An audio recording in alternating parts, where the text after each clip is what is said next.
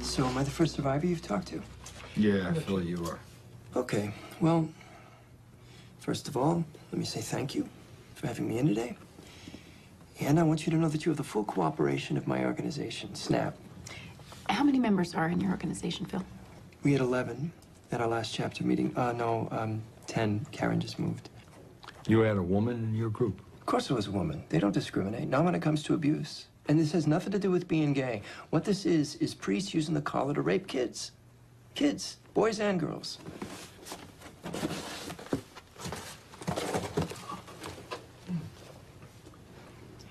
I was 11, and I was preyed upon by Father David Hawley in Worcester. And I don't mean prayed for, I mean preyed upon. Are any of you Catholic?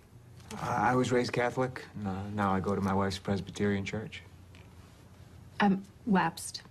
I go to church with my grandmother sometimes. It's safe to say we were all raised Catholic, but now... Not so much. Okay. Well, let me tell you. When you're a poor kid from a poor family, religion counts for a lot. And when a priest pays attention to you, it's a big deal. He asks you to collect the hymnals or take out the trash, you feel special. It's like God asking for help. So maybe it's a little weird when he tells you a dirty joke, but now you got a secret together. So you go along. Then he shows you a porno mag. And you go along. And you go along, and you go along, until one day he asks you to jerk him off or give him a blowjob. And so you go along with that too, because you feel trapped, because he has groomed you. How do you say no to God, right? See, it is important to understand that this is not just physical abuse, it's spiritual abuse too. And when a priest does this to you, he robs you of your faith. So you reach for the bottle or the needle, or if those don't work, you jump off a bridge. That's why we call ourselves survivors. I think if you really want to understand the crisis, you need to start with the celibacy requirement. That was my first major finding. Only 50% of the clergy are celibate. Now, most of them are having sex with other adults. But the fact remains that this creates a culture of secrecy that tolerates and even protects pedophiles. So you believe the church is aware of the extent of this crisis? Oh, absolutely. After the first major scandal in Louisiana, Tom Doyle, the secretary canonist for the papal nuncio, co-authored a report warning pedophile priests were a billion-dollar liability. That was in 1985. 1985? That's right.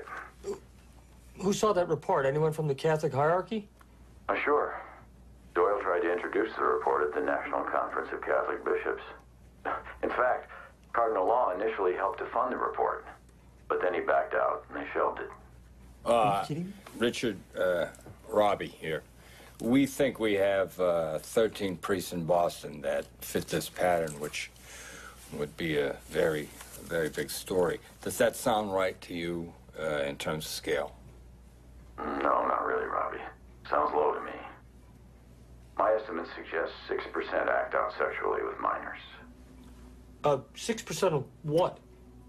6% of all priests. How many priests do we have in Boston?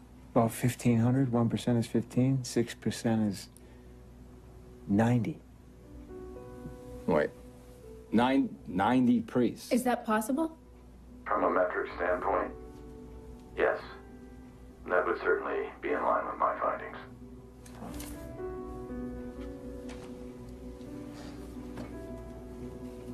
Hello? 90 fucking priests in Boston. That's what he said. If there were 90 of these bastards, people would know. Maybe they do. How many priests did you settle? Robbie, you know, I can't tell you that. You're going to give me the names and the names of their victims. Are you threatening me? We've got two stories here. We've got a story about degenerate clergy, and we've got a story about a bunch of lawyers turning child abuse into a cottage industry. Now, which story do you want us to write? Because we're writing one of them.